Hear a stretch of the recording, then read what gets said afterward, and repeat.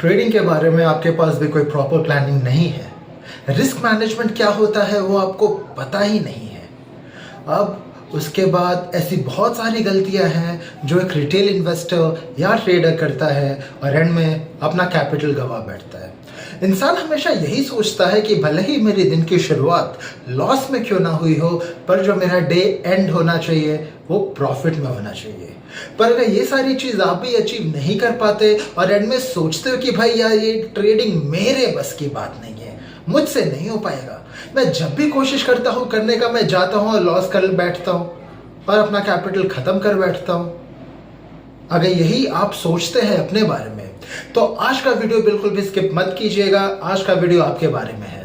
ऐसे ही ट्रेडिंग से रिलेटेड बहुत सारी गलतियां हैं जो मैं आपको बताऊंगा और साथ में आपको उसका एक सोल्यूशन भी दूंगा जिससे आप एक प्रॉपर ट्रेडिंग प्लान बना सकते हैं और एक सफल ट्रेडर बनने के रास्ते पे चल सकते हैं। तो देखिए, सबसे पहले प्रॉब्लम क्या होती है पता है? कई लोगों के पास कोई ट्रेडिंग प्लान नहीं होता। मैंने तो अपना इंट्रोडक्शन ही नहीं दिया। तो भाई और बहनों, स्वागत है आपका लेट्स लर्न टुगेदर। मैं माफ़ी चाहूँगा, बहुत दिनों से मैं नहीं आ पाया क्योंकि मेरी तबीयत ख़राब थी। जानता हूँ बहुत दिनों से ख़राब चल रही थी यार, but that's okay, now I am fine and well to do. तो आज का वीडियो हम लोग इसी चीज़ पे बात करेंगे। तो सबसे पहले प्रॉब्लम पता है क्या होती है? लोगों के पास कोई ट्रेडिंग प्लान नहीं होता है।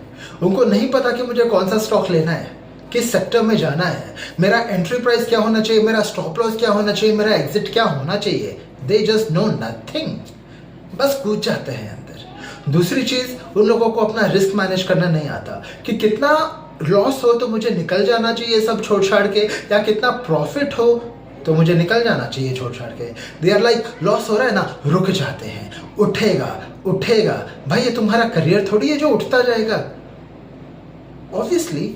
और कुछ लोगों को लगता है कि बढ़ रहा है, रुक जाता है, बढ़ता रहेगा बढ़ता रहेगा। नहीं तो कुछ लोगों की थिंकिंग ऐसी होती है, बढ़ रहा है बेच दो नहीं तो बाद में गिर जाएगा।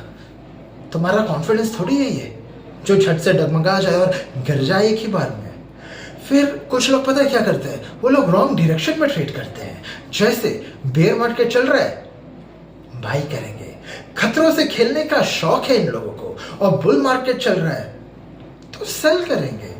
मतलब इन लोगों ने ना वो एडवर्टाइजमेंट बहुत ही देख के सीरियसली ले लिया है। डर के आगे जीत है, रिस्क है तो इश्क है। ऐसे में अपने कैपिटल की पूरी रिस्क के साथ इश्क के साथ सब कुछ करते जा रहे हैं ये लोग। फिर उसके बाद ये लोग और चीज करते हैं, अपने इमोशंस को मैनेज नहीं करते हैं। You know, discipline is the key in trading. They are like, loss हो गया, बिल बिल आ जाते हैं, ओए माँ मेरा कैपिटल डूब गया, ओ तेरी ये तो हालत खराब हो रही है। प्रॉफिट आ रहा है, बेच दे, बाद में गिर गया तो क्या होगा? They don't manage there risk, they don't manage there emotion. Discipline नाम की कोई चीज ही नहीं है। फिर कुछ लोग होते हैं जो सीधा ऑप्शंस में चले जाते हैं। मैंने हमेशा से कहा है, अगर आप फ्यूचर एंड ऑप्शन करेंगे तो आपके पास आपके फ्यूचर के लिए कोई ऑप्शन नहीं बचेगा। फ्यूचर एंड ऑप्शन से दूर रहिए। स्टार्ट करना है ना, इन्वेस्टिंग से स्टार्ट करो, स्विंग ट्रेडिंग से स्टार्ट करो। अगर तुम्हें इंट्राडे ही करना है तो नॉर्मल इक्विटी में करो। नॉर्मल इक्विटी का स्टॉक लो, एक ही दिन में इंट्राडे करो, खरीदो बेचो, प्रॉफिट कमाओ। As simple as that. बिना सीखे, बिना लोन किए, बिना कोई ट्रेनिंग लिए कूद जाते हैं अंदर, अपने आप को राकेश झुनझुनवाला समझ लेते हैं। इन लोगों को लगता है ना कि एक आध बार प्रॉफिट निकल गया मतलब इनसे बड़ा ट्रेडर कोई दुनिया में है ही नहीं। मैं आपको बता दूं, एक जो सफल ट्रेडर होता है ना, उसके चांसेस उतने ही होते हैं जितने चांसेस एनईटी को निकालना होता है, या JEEE को निकालना होता है, या UPSC को निकालना होता है। They are very difficult. Exactly. तो ये सारी तो प्रॉब्लम हो गई। इन सब चीज़ों के ऊपर आप काम कर सकते हैं। मैं आपको बताऊंगा कि आपको ट्रेडिंग की प्लानिंग कैसे करनी है। देखिए, सबसे पहले तो आपको स्टॉक सिलेक्शन करना बहुत ज़रूरी है। वो आप कैसे कर सकते हैं? देखिए, जैसे ही मार्केट चालू होता है, मैंने हमेशा कहा है, पहले 15 मिनट में तो एंट्री लेने का ही नहीं। आधा घंटा रुको या 45 मिनट रुको, बट पहले 15 मिनट में तो जाना ही नहीं है। 9:30 बज जाए, 10 बज जाए, उसके बाद देखो कि कौन सा सेक्टर ऊपर जा रहा है। ये एक राज की बात बता रहा हूँ, ध्यान से सुनो।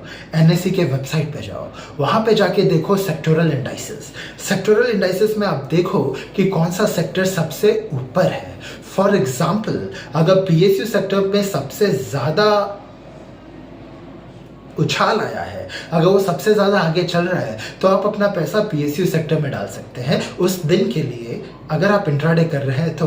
क्योंकि सीधी सी बात है, पूरा का पूरा सेक्टर ऊपर जा रहा है तो पीएसयू के स्टॉक्स को तो ऊपर जाना ही है। और मैं हमेशा कहूँगा कि आप स्टॉक सिलेक्शन करें, सारा का सारा पैसा एक स्टॉक में ना डालें, हमेशा 2-3 स्टॉक लीजिए। अगर पीएसयू सेक्टर ऊपर उठ रहा है तो एसबीआई लो, कैनरा बैंक लो, बंधन बैंक लो, 3-4 जगह पे पैसा डालो, सारा का सारा पैसा एक स्टॉक में ना डालो। यू नेवर नो, क्या पता वो प्रमोटर ड्रिवन हो। उसके बाद आपको एक चीज का तय करना है, entry, exit, stop loss, target. ये चीज भाई आपकी हमेशा एकदम फिक्स होनी चाहिए। आपको किस प्राइस पे एंट्री लेना है, आपका टारगेट क्या होना चाहिए, आपका एग्जिट क्या होना चाहिए, स्टॉप लॉस आपको क्या रखना है। मैं हमेशा कहता हूं कि रिस्क टू रिवॉर्ड रेशियो 1:2 या 1:3 रखो। आप इंट्राडे कर रहे हो, ट्रेडिंग कर रहे हो, इक्विटी में कर रहे हो, 1:2 का रखो। अगर 2% का प्रॉफिट आया निकल जाने का, 1% का लॉस हुआ तो निकल जाने का, उसके बाद मुड़ के भी नहीं देखने का। ओवर ट्रेडिंग ये सबसे बड़ी प्रॉब्लम है पब्लिक की। लॉस हो गया, 2-3 ट्रेड और लेता हूं, निकाल लूंगा। प्रॉफिट हो गया, 2-3 ट्रेड और लेता हूं, कमा लूंगा। पता चलता है 1 रुपया का लॉस हुआ, 2-3 ट्रेड और लेने के चक्कर में 5 रुपए गवा बैठे। पता चला 5 रुपया का प्रॉफिट हुआ, 2-3 ट्रेड और लेके 5 रुपया और कमाने के चक्कर में 10 रुपया गवा बैठे। ओवर ट्रेडिंग से बचिए। रिस्क मैनेजमेंट बहुत जरूरी है। जैसे मैंने आपको कहा है, पूरा का पूरा पैसा एक स्टॉक में ना डालो, 2-3 जगह पे डालो। 1 लाख रुपया है, 25-25-25-25 4 जगह डाल दो। उसके बाद ये एकदम सही रहेगा। Never put your egg in one basket, all your eggs in one basket. अब एक चीज आप कर सकते हो, अगर वो स्टॉक प्रमोटर ड्रिवन निकला और वो भाई उठते ही जा रहा है, उठते ही जा रहा है, स्टॉप लॉस बढ़ाते जाओ। अगर फॉर एग्जांपल 100 रुपए का है, आपने 95 का स्टॉप लॉस रखा है, और अगर वो 104-105 पे पहुंच गया है तो 95 से 98 पे आ जाओ, 100 पे आ जाओ, 101, 102 पे आ जाओ। जैसे जैसे आपके स्टॉक की वैल्यू बढ़ती जा रही है, वैसे वैसे स्टॉप लॉस थोड़ा सा बढ़ाते जाओ। चांसेस है कि अच्छा खासा कमा लोगे। डिसिप्लिन वो सबसे इंपॉर्टेंट है। एक दिन में कितना लॉस आप मैक्सिमम सहोगे या कितना प्रॉफिट लोगे, वो निकल जाना है। फॉर एग्जाम्पल अगर आप सोचते हो कि भाई मेरे पूरे महीने का 10% के ऊपर लॉस नहीं होना चाहिए, और भगवान ना करे अगर आपका पहले दिन 10% का उड़ जाता है, तो डिसिप्लिन बनाओ और पूरा महीना मत घुसो अंदर। अगर ये डिसिप्लिन आपने कर लिया तो सफल ट्रेडर बनने के रास्ते पे तो चल पड़े हो। तो भाइयों, कल हम लोग मिलेंगे फिर से। एक नया टॉपिक लेके आऊँगा, एक नया टॉपिक लेके ही आऊँगा फाइनेंशियल प्लानिंग या शेयर मार्केट के ऊपर, और रेगुलर रहने की कोशिश करूँगा मैं। You have nothing to worry about. Please like, share and subscribe and have a good day.